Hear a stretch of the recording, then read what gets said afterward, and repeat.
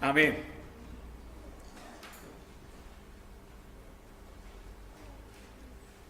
Continuamos con nuestra serie de predicación basada en la epístola de Juan, la primera epístola de Juan. Y quiero invitarles a buscar el texto que está en 1 de Juan capítulo 2, versículo 12 al 14. 1 de Juan 2, 12 al 14. Y a partir de este domingo estaremos desarrollando por lo menos 3 sermones que tienen que ver con las marcas del crecimiento espiritual. Tienen que ver con las marcas del crecimiento espiritual. Si ustedes se han dado cuenta, Juan está siguiendo esta línea de pensamiento. Él está dando las marcas de los verdaderos creyentes y las marcas de los falsos creyentes. Juan está dando también marcas de los verdaderos maestros y marcas de los falsos maestros. Y justo acá, en este pasaje, Juan hace como una especie de quiebre en su escrito. Recuerdan ustedes que hay muchos comentaristas bíblicos que dicen que esto no es una epístola, sino más bien una especie de sermón escrito. Y aquí Juan hace un quiebre, hace una pausa para exhortar y animar a sus hermanos. Y se entiende muy bien en el flujo del texto esta pausa, este cambio, esta interrupción. Si ha encontrado el pasaje, siga atentamente la lectura. 1 de Juan, capítulo 2, versos 12 al 14. Esta es la palabra del Señor.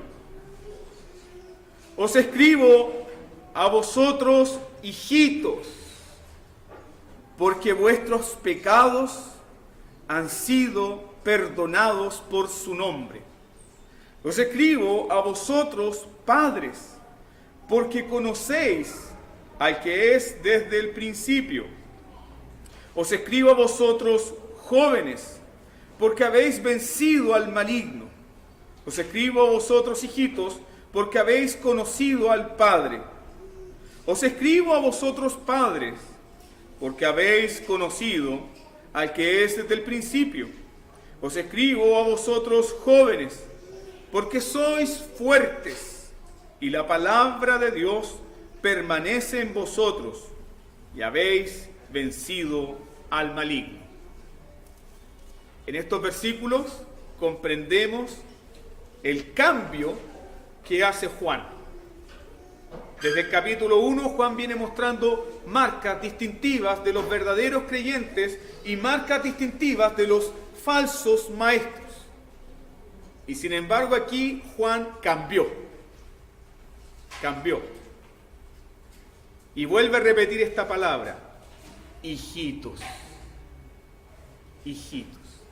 Cuando tú escuchas esa palabra, hijito, piensen en este anciano apóstol de edad avanzada, parándose débilmente en el púlpito y diciéndole a su iglesia, hijitos. Es una palabra muy tierna, llena de amor, llena de consuelo. Y ya vamos a saber por qué Juan comienza esta nueva sección de esta forma. Inclinemos nuestros rostros y pidamos al Señor la iluminación de su Santo Espíritu sobre este tiempo de su palabra. Oremos. Amado Señor, queremos rogarle que nuestros corazones sean sujetos a su palabra, que nos libre, Señor, de distraernos, de estar pendientes, Señor, de circunstancias ajenas a este culto, que nuestros corazones, Señor, en este momento de adoración, sean dirigidos solamente a ti. Amado Padre, rogamos también que la potencia de tu Santo Espíritu nos ilumine. Ilumina, Señor, a todo aquel que en esta mañana ha venido para adorarte. Y adorarte principalmente, Señor, escuchando tu palabra, meditando en ella, tomando estos versículos y aplicándolos a sus propios corazones. Dale, Señor, a mis amados hermanos la iluminación de tu Santo Espíritu para que por fe puedan contemplarte a ti, oh Cristo bendito, y tomar, Señor, esta palabra que tú has inspirado con toda fe, con toda confianza, y poder así, Señor, seguir caminando en gratitud y en adoración a ti. Guíenos, Señor, ahora. Señor, una vez tú hiciste hablar a un burro. Sé también, Señor, que tú puedes desatar las lenguas más torpes. Y es por eso, Señor, que yo ruego tu bendición sobre mi vida, para que hablando por tu gracia, por tu Espíritu, tu amada iglesia pueda ser edificada. En el nombre de Jesús. Amén. En el sermón pasado nosotros meditábamos juntos que Juan puso una línea divisoria. Y recordábamos que mucha gente dice que el Evangelio no divide, sino que el Evangelio une. Y eso es una mentira, porque el Evangelio sí hace división. Hace una división entre los verdaderos creyentes y los falsos creyentes. Entonces Juan puso esta línea divisoria en los versículos anteriores. ¿Y esta línea divisoria cuál es? Bueno, en términos muy sencillos, Juan dice que esta línea divisoria separa a los que permanecen en la luz y aman a sus hermanos de los que caminan en oscuridad y odian a sus hermanos. Es decir, hay un muro de separación. Hay una línea de separación ahí, que divide a aquellos que dicen que aman a Dios, caminan en luz, confiesan su pecado, de los que dicen que aman a Dios, caminan en su luz, pero aborrecen a sus hermanos. Yo sé que el domingo pasado muchos de ustedes se fueron a sus casas pensando en esto. Y muchos de ustedes se fueron a sus casas quizás un poco entristecidos porque la palabra nos golpeó. Y sé que muchos de ustedes dijeron, Señor, he fallado tanto. Bueno, Juan predica justamente no para traer confusión, sino porque Juan está poniendo los cimientos de nuestra verdadera seguridad. Las palabras de Juan a veces parecen ser severas, ¿o no? El que no ama a su hermano está en oscuridad. El que no ama a su hermano camina en oscuridad. El que no ama a su hermano no sabe a dónde va. Es un sermón muy severo. Son palabras muy duras. Son palabras que confrontan. Para Juan es blanco o es negro, pero no hay una zona gris. No hay un terreno común. No hay una zona cómoda. ¿Usted ama o no ama? Si usted ama a su hermano, usted le pertenece a Dios. Si usted no ama a su hermano, usted le pertenece a Satanás. Es así de simple, Juan. Y esa simpleza a nosotros nos confronta. ¿Y por qué nos confronta? Porque como chilenos estamos acostumbrados ¿a qué? Oiga, ¿sabe qué? Tengo que contarle algo y empieza la vuelta larga para llegar al punto. Nuestra cultura es así. Somos personas que les gusta la poesía. Somos personas que les gusta el engatusar con palabras. No vamos directo al punto. Nos damos 3, 4, 5 vueltas. Y creo que muchas veces las mujeres tienen una elocuencia especial cuando se apaga la luz y dice, tenemos que conversar.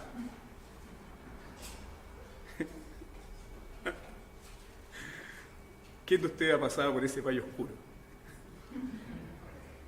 Pero están vivos. Bueno, a veces las mujeres en ese punto son muy directas. Tenemos que conversar. Y uno siente un sudor frío y dice, ups, ¿qué viene ahora? Bueno, Juan emplea esta forma discursiva de ir al punto inmediatamente. Si ustedes no aman a sus hermanos, están en oscuridad. Si ustedes no aman a sus hermanos, caminan en oscuridad. Si ustedes no aman a sus hermanos, no saben dónde van, porque las tinieblas les han cegado los ojos. ¿Cómo creen ustedes, amados hermanos, que la congregación que escuchó por primera vez este mensaje se sintió? Yo creo que se sintieron igual que nosotros. Yo creo que muchos de ellos volvieron a sus casas llorando, otros diciendo: no soy cristiano, no soy un hijo de Dios. Muchos dijeron: he fallado mucho, he fallado tanto al Señor, he fallado en amar a mi hermano con amor sacrificial, he fallado en preocuparme de mi hermano, he pensado todo este tiempo en mí, he pensado en mis necesidades. Quizás muchos de estos hermanos que escucharon por primera vez este sermón, este mensaje de Juan, se sintieron condenados. ¿Te sentiste condenado tú el domingo pasado? Yo me sentí condenado. Yo sentí el peso de la ley sobre mis hombros, partiendo el corazón. Me sentí condenado. Quizás muchos de ellos se sintieron condenados. Quizás otros se sintieron desalentados. ¿Por qué? Porque miraron su propio caminar cristiano, vieron sus débiles fuerzas y ¿qué dijeron? Parece que no soy un hijo de Dios. Otros comenzaron a examinar sus vidas y se dieron cuenta que habían fallado profundamente en amar a sus hermanos. Y sin lugar a dudas, que otros dudaron de su propia salvación. ¿Les pasa a ustedes cuando escuchan un mensaje así?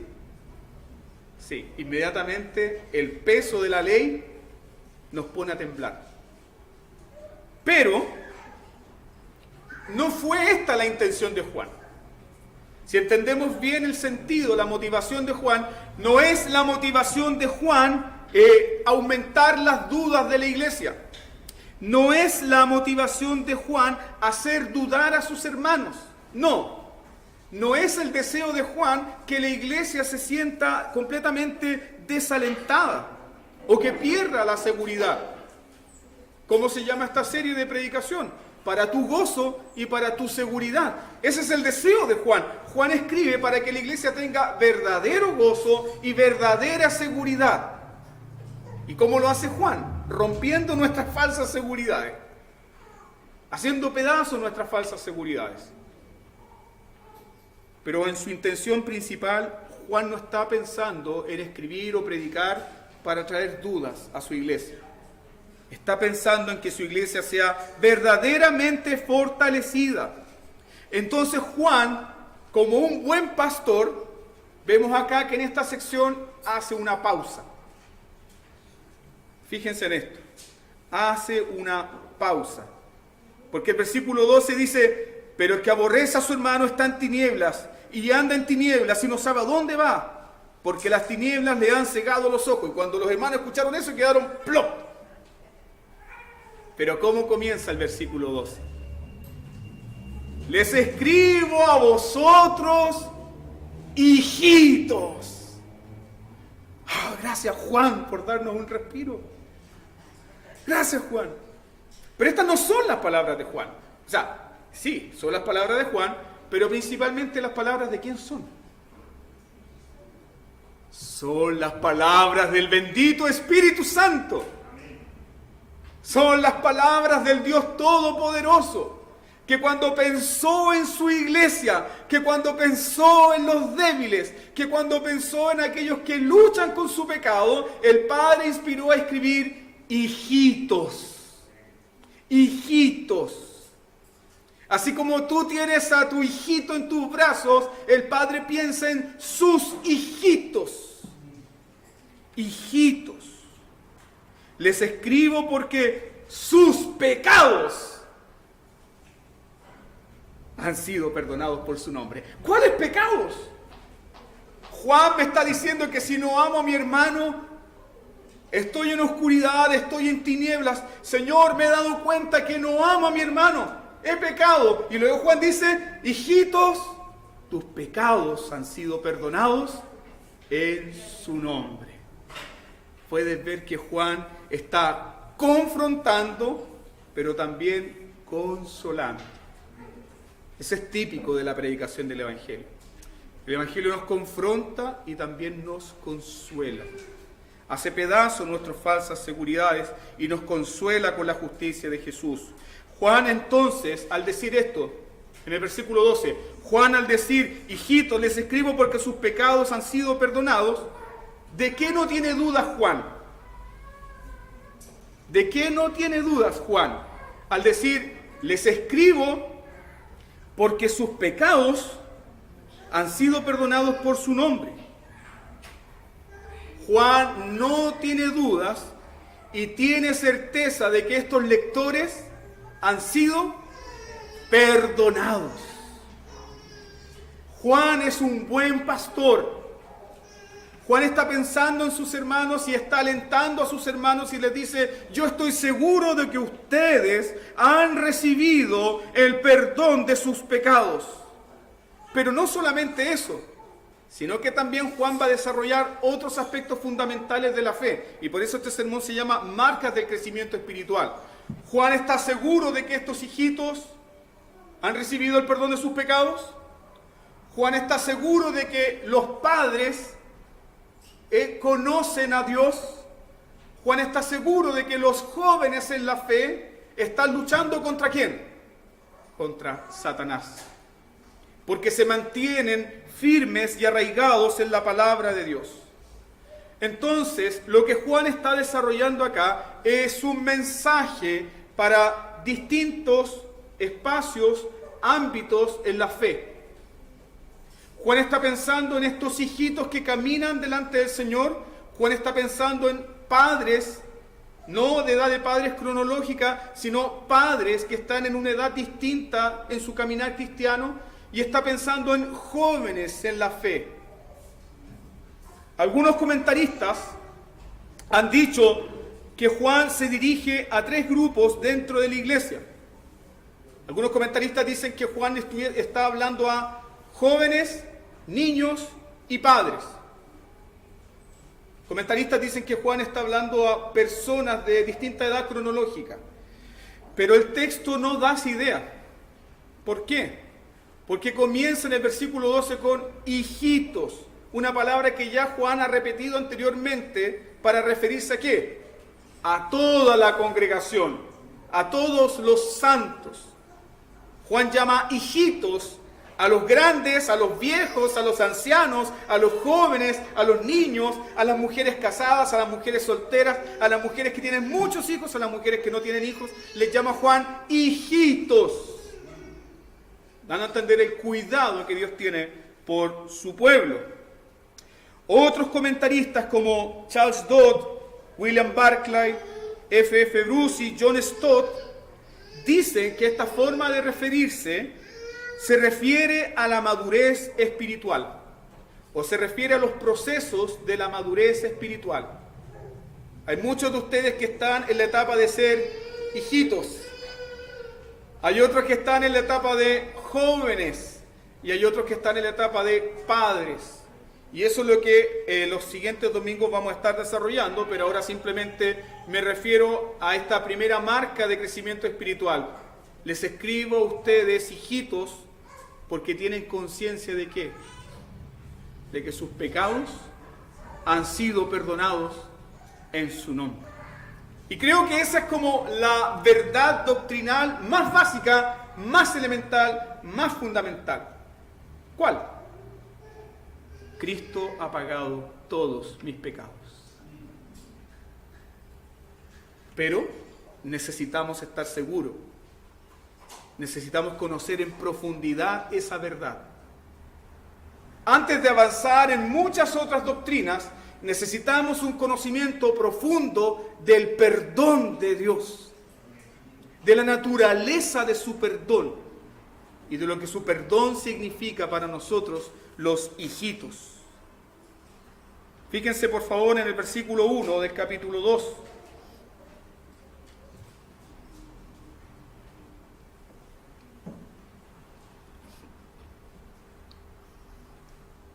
Hijitos míos, esto predicó Cristian hace unos domingos atrás. Hijitos míos, estas cosas os escribo para que no pequéis. Y si alguno hubiere pecado, abogado tenemos para con el Padre, a Jesucristo el justo. Una vez más ahí Juan se está refiriendo a toda la congregación que son hijitos. Da la idea inmediata de personas de mucho cuidado, hijitos. Juan usa la palabra hijitos para describir a todos los cristianos, y luego en los versículos 12 al 14, Juan se refiere a los cristianos que están en distintas etapas de su desarrollo espiritual. Los verbos claves en los versículos 12 al 14, si se fijan ahí en estos versículos, están en tiempo perfecto. Un tiempo que se usa para describir una acción del pasado que tiene efectos presentes y permanentes. Cuando Juan dice, les escribo a vosotros, hijitos, porque vuestros pecados han sido perdonados por su nombre, porque conocen a aquel desde el principio. Les escribo a vosotros, jóvenes, porque habéis vencido al maligno. Es decir, esto sucedió una vez en el tiempo, pero también está sucediendo constantemente. El perdón de nuestros pecados se efectuó una vez en la cruz, pero el efecto de ese perdón es constante en nuestro desarrollo de nuestra vida cristiana. Somos renovados por el perdón de Dios.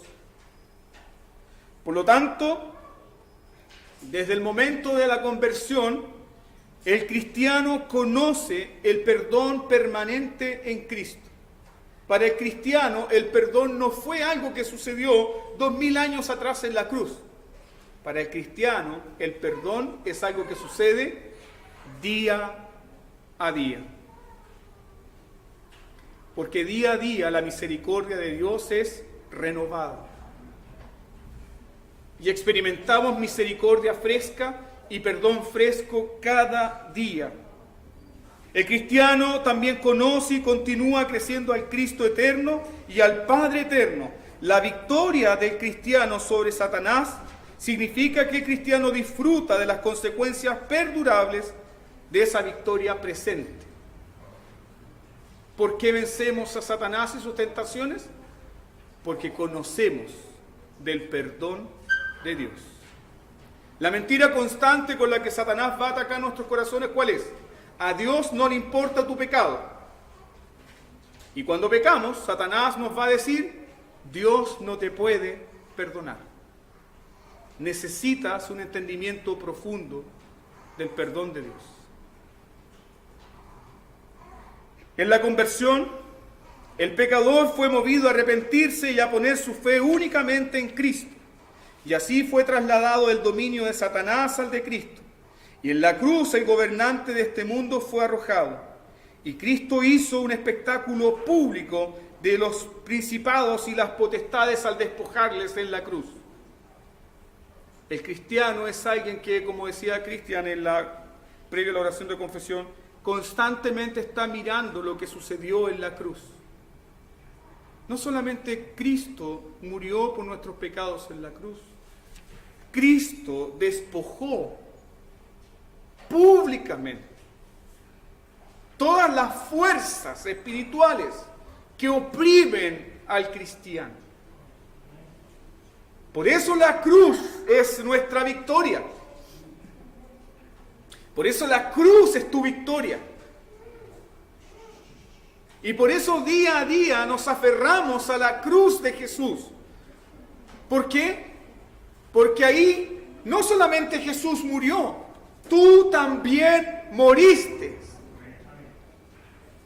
Tu vida está identificada con Jesús. Y la vida que has recibido no es una mejora de tu viejo Adán, no es una mejora de tu antiguo yo. La vida que recibiste es una vida resucitada. es la vida resucitada, porque también nos levantamos con Cristo. Y el mismo Espíritu que levantó a Cristo de los muertos es el mismo Espíritu que nos ha hecho pasar a nosotros de muerte a vida. Por lo tanto, día a día debes reconocer lo que ha sucedido en esa cruz para encontrar significado y gozo a la verdad del perdón. El testimonio de Spurgeon ilustra en parte este deseo profundo por conocer acerca del perdón. Charles Spurgeon, sobre la naturaleza de su conversión, dice lo siguiente. Escuche por favor este testimonio. Dice: cuando mis ojos miraron a Cristo por primera vez, Él era un Cristo muy real para mí. Y cuando la carga del pecado se me quitó de encima, fue un verdadero perdón y una verdadera liberación del pecado para mí. Y cuando ese día dije por primera vez: Jesucristo es mío. Jesucristo es mío. Fue una posición real de Cristo para mí. Cuando subí al santuario en ese temprano amanecer de mi juventud, cada canción era realmente un salmo. Y cuando había una oración, ¡oh! ¡Cómo seguía cada palabra! Fue una oración en verdad. Y así fue. También en silenciosa quietud, cuando me acerqué a Dios, no fue una burla, ni una rutina, ni una cuestión de mero deber. Fue una conversación real con mi Padre Celestial que me había dado el perdón. El efecto del perdón. El comprender que hemos sido perdonados. Inmediatamente tiene esta consecuencia de intimidad y comunión. Porque Juan va a desarrollar también estos pensamientos. Les escribo a ustedes, padres, porque conocen al que es desde el principio. Y ahí entendemos que todo cristiano conoce no solamente acerca del perdón de sus pecados, sino que también conoce a quién. Al Dios que le ha perdonado. Entonces podemos ver que hay distintos niveles de crecimiento espiritual. Pero todo cristiano, ya sea que sea un niño espiritual, ya sea que sea un joven o un hombre o una mujer maduro en la fe, comparten estos tres rasgos distintivos. Conoce del perdón, conoce a Dios y está resistiendo a Satanás. ¿Cómo lo resiste y cómo lo vence? Porque está afirmado en la palabra de Dios. Los hijitos a los que Juan escribe son todos los cristianos que disfrutan la experiencia religiosa del perdón de sus pecados. Y aquí vemos también la preocupación pastoral de Juan. Juan expuso a los falsos maestros. La constante de los falsos maestros, ¿cuál era? Negaban el pecado. Como negaban el pecado, negaban la necesidad de confesarlo. Ellos decían: andamos en luz, no tenemos pecado. Pero el cristiano es uno que camina en luz y a través de la luz de Dios ve sus propios pecados y los confiesa. Estos hijitos confiesan su pecaminosidad. Estos hijitos no niegan que hay pecado remanente en sus corazones. Estos hijitos en su estado espiritual más básico saben que el perdón de sus pecados no se debe a lágrimas, no se debe a llanto, no se debe a la calidad de su confesión. ¿A qué se debe? Vuelva a mirar el verso 12. Les escribo a vosotros, hijitos, porque vuestros pecados han sido perdonados por su nombre. ¿A qué se debe? La realidad del perdón no se debe a nuestro mérito. La realidad del perdón no se debe a nuestras obras. La realidad del perdón no se debe ni a tu mejor lágrima, ni a tu mejor sentimiento. La realidad del perdón se debe al nombre glorioso de Jesús. ¿Cuántos de ustedes, cuando llegaron al Señor por primera vez, ¿Tenían un corazón blando? Tenían un corazón duro, un corazón de hierro. Quizás muchos de nosotros con oraciones frías, sin sentir nada, dijimos, perdóname, Señor. ¿Por qué? Porque el perdón depende del nombre de Jesús, de la obra de Jesús, del carácter de Jesús, de todo lo que Jesús ha hecho por los hijitos amados del Padre. Ya recuerda cuando el ángel le dijo a José, llamarás su nombre Jesús. Llamarás su nombre Jesús, porque Él salvará a su pueblo de sus pecados. Tienes un Señor que se llama Jesús. Tienes un Señor que por definición está comprometido contigo ¿a qué? A pagar por todos tus pecados. Yo creo que estas personas cuando comenzaron a escuchar esto, ¡wow!, empezaron a soltarse y a cantar y a decir, gracias Juan, gracias Juan. ¿Cómo es entonces la experiencia cristiana de conocer el perdón de Dios? La experiencia cristiana de conocer el perdón de Dios, amados hermanos, define si en verdad somos cristianos o no. Voy a insistir con esto. Nadie puede decir de sí mismo, yo soy un cristiano, yo soy un hijo de Dios, si no tiene certeza de ¿qué? De que Dios le ha perdonado. La experiencia cristiana de la conversión es la certeza del perdón. Puede que seas un cristiano muy ignorante en muchas doctrinas, pero Juan dice que si eres un hijito, tienes un conocimiento profundo ¿de qué? De que todos tus pecados han sido perdonados en el nombre de Jesús. ¿Recuerdan el credo o la confesión del ciego? Dinos, ¿quién te hizo este milagro? Yo no sé si tiene demonio o no.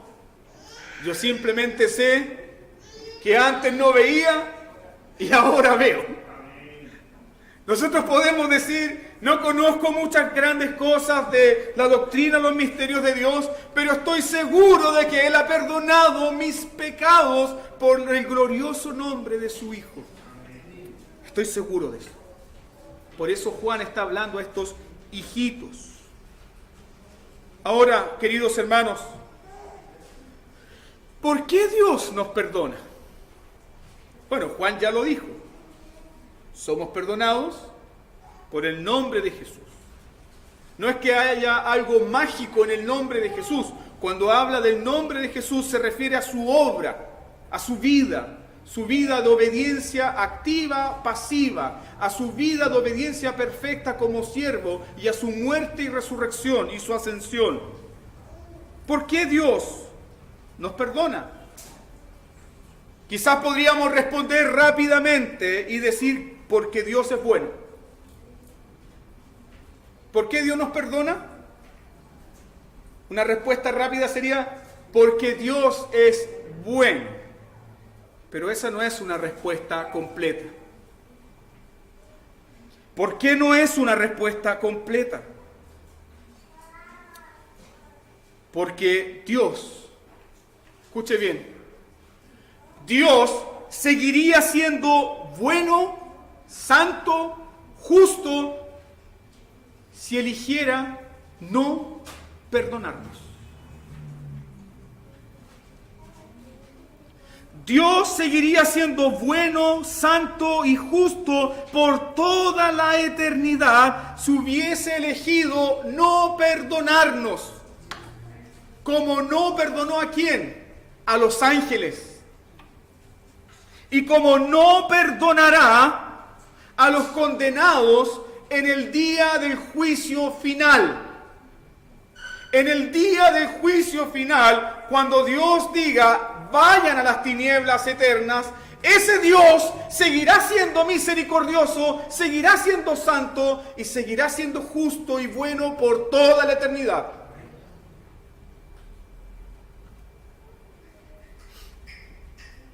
¿Por qué? Dios ha dicho que no tendrá por inocente al culpable. ¿Por qué entonces Dios te perdona? Yo no voy a tener por inocente al culpable. No me importa si el culpable llora delante de mí. No me importa si el culpable se siente triste. No me importa si el culpable está convencido de que es culpable. No me importa. No puede haber perdón. Porque el culpable no tiene nada en su propio ser con el cual pueda responder a mi justicia, a mi ley perfecta. Amados hermanos, el perdón no es un simple acto de la misericordia de Dios que contradice la justicia de Dios. El perdón que Dios nos otorga no es algo que está reñido con la justicia de Dios. Dios nos perdona por la sencilla razón de que el perdón es un pago. Y el que pagó la cuenta no fuiste tú. El culpable no tenía cómo pagar. El culpable no puede llorar y decir perdóname. El culpable tiene solamente una opción: ver su miserable pobreza y clamar al medio, al Salvador, al fiador, al abogado, al sustituto que el Dios Santo ha puesto para él. La misericordia de Dios no contradice la justicia y la santidad de Dios. Porque Juan ya lo dijo, 1 Juan 1:4, Dios es luz y ninguna tiniebla hay en él. Todos los atributos de Dios son la expresión armoniosa, santa, pura y bella del perfecto carácter de Dios. Dios es perfecto. No hay contradicción en su ser. Entonces, ¿qué significa esto, queridos hermanos, para nosotros en términos prácticos? Dios te perdona porque tu perdón fue comprado.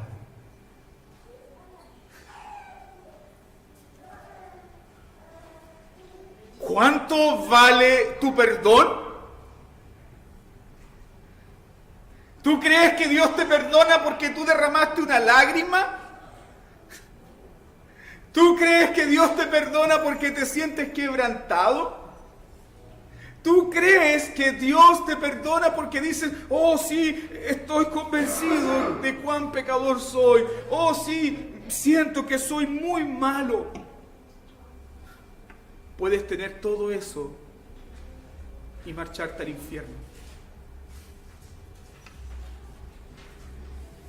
Dios te perdona porque el perdón fue conseguido, fue comprado por la sangre preciosa de Jesucristo, el justo.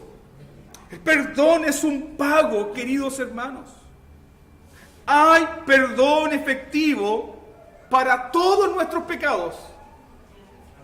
Esa es la doctrina más gloriosa con la cual podemos animarnos en esta mañana. Hay perdón efectivo para todos nuestros pecados en el nombre de Jesús. En el nombre de Jesús. ¿Por qué? Porque Jesús en la cruz se hizo maldito. Porque Jesús en la cruz derramó su sangre. Porque Jesús en la cruz presentó obediencia perfecta. Sin Jesús, la doctrina del perdón sería una ficción ridícula. Sin Jesús consiguiendo nuestro perdón sería una ficción ridícula. Y ahora esto no significa que Jesús consigue el perdón porque Dios no nos quiera perdonar. Dios mismo puso a Jesús en la cruz como la propiciación, como el pago por todos nuestros pecados. ¿Por qué? Lo que muchas veces nosotros anunciamos en la calle. Porque de tal manera amó Dios al mundo que ha dado a su Hijo Jesús, para que todo aquel que en Él crea no se pierda y tenga vida eterna. El perdón que recibimos en el nombre de Jesús, hermanos, está lleno de la justicia de Jesús. ¿Te azotan tus pecados de juventud? ¿Te azotan tus pecados horribles, asquerosos? ¿Te azotan tus pecados? ¿Sientes amargura y dolor por pecados pasados? ¿Sientes tristeza porque llegaste muy adulto a la fe? Y miras para atrás y te arrepientes y sientes dolor. Hay perdón efectivo en la sangre de Jesús.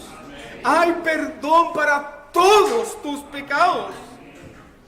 Porque el perdón está lleno de la justicia de Jesús. Está lleno de su justicia. Déjeme ilustrarlo de la siguiente forma.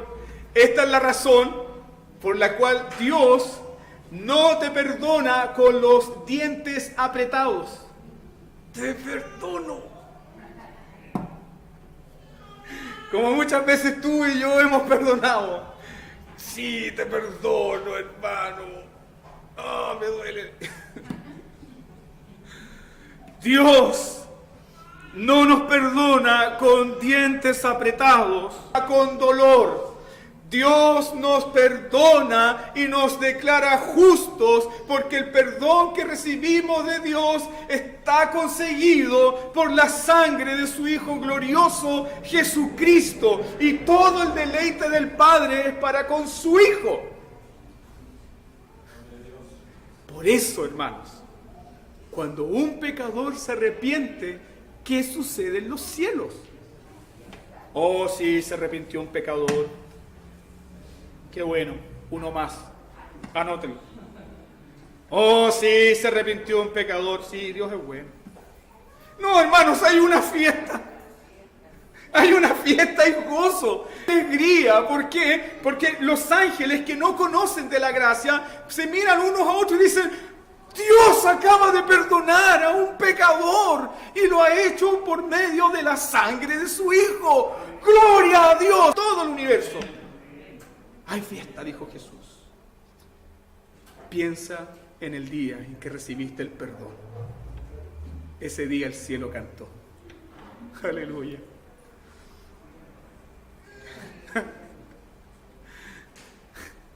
¿Te pones triste porque alguien no recuerda tu cumpleaños?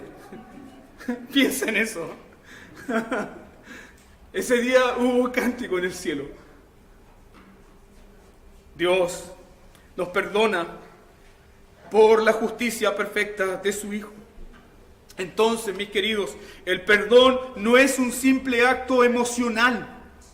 El perdón no es un simple acto emocional. No es el simple acto simplemente de olvidar las transgresiones. El perdón es un pago. El perdón es un pago. Y en el Evangelio, ¿quién paga? ¿Hay amnistía?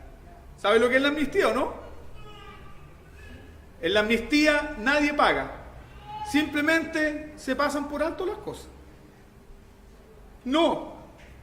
En el Evangelio, Dios paga. Y cuando tú confesaste por primera vez y dijiste: Señor, no tengo remedio, no tengo perdón, no tengo salvación, ayúdame, creo en Jesús, creo en la obra de Jesús, Dios mismo dijo: cancelado. No hay más deuda. Perdonado en Jesús. Perdonado en Jesús. No puedes conseguir el perdón de Dios por alguna obra tuya, ni por lágrimas, ni por tristeza. La certeza del perdón de nuestros pecados, como pecado perdonado y pagado por Dios mismo, ¿sabe lo que produce? ¿Qué produce la certeza del perdón? Bueno, simplemente mencionar Tres ejemplos. ¿Qué produjo la certeza del perdón en Isaías? He aquí que esto tocó tus labios y tu culpa es quitada. ¿Qué produjo la certeza del perdón? Entonces oí una voz que decía: ¿a quién enviaremos? ¿Quién irá por nosotros? Y Isaías dijo: yo quiero ir. Es tan grande lo que he recibido, es tan grande el perdón, que quiero ofrecer mi vida. Yo quiero servirte. ¿Qué produjo la certeza del perdón en la mujer de dudosa reputación que lloró sobre los pies de Jesús? ¿Qué hizo ella? Ella hizo un acto escandaloso, muy inapropiado para la cultura. Soltó su pelo, y con su pelo comenzó a limpiar los pies de su maestro. En esa cultura, el pelo de una mujer es el símbolo de honra más hermoso. Y la honra más hermosa, ¿a dónde se va? A los pies de Jesús. ¿Qué hacen los 24 ancianos cuando escuchan de este Dios glorioso en Apocalipsis capítulo 4? Quitan sus coronas y las arrojan al que está sentado en el trono. ¿Te das cuenta lo que produce la certeza del perdón? Tú eres digno. Tú eres digno. A esa mujer no le importó nada y desató sus trenzas, sus cabellos, y comenzó a limpiar los pies de su maestro. ¿Qué produjo la certeza del perdón en Zaqueo? ¿Qué produjo? No solamente adoración, produjo también retribución. Si yo les robé a ustedes, estoy dispuesto a devolverle quintuplicado. ¿Por qué?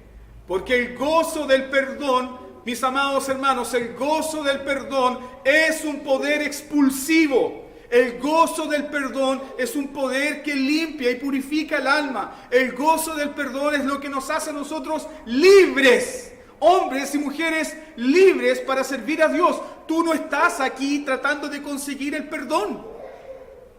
Estás acá porque Dios te ha perdonado. Le sirves porque Él te ha perdonado. Le amas porque Él te perdonó. Quieres conocerle porque Él te ha perdonado. Entonces, para ir concluyendo, déjeme aplicar este punto. El crecimiento espiritual parte por nuestro entendimiento profundo del perdón de nuestros pecados. Hijitos, les escribo a ustedes que tienen certeza de que sus pecados han sido perdonados en el nombre de Jesús. De ahí comienza. El crecimiento espiritual, la fortaleza espiritual, viene por la certeza de saber que Dios nos ha perdonado. Vencemos a Satanás por recordar una y otra vez la certeza de nuestro perdón. Nosotros no vencemos a Satanás simplemente porque ahora tenemos más técnicas. Y cuando el diablo viene con sus tentaciones, nosotros le hacemos una finta como los futbolistas. No vencemos a Satanás porque ahora tenemos más adiestramiento. ¿Cómo vencemos principalmente a Satanás? Lea por favor Apocalipsis capítulo 12, versículo 11.